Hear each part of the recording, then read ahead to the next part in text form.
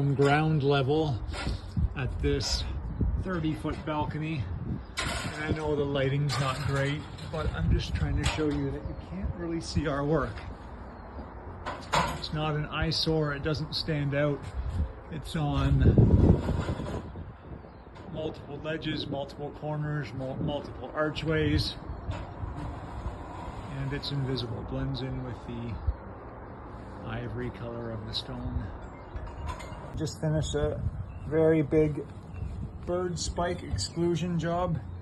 Here I am on our 32-foot ladder up in a large open area, and we've installed bird spikes to stop starlings and other birds from nesting on all the ledges that this front entrance has. And then let me zoom in. Here's this other arch right here, and then zooming in to the corner over there.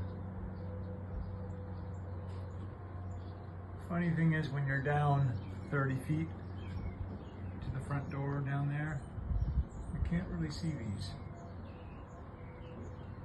But it will stop any nesting, perching, or them dropping in this area.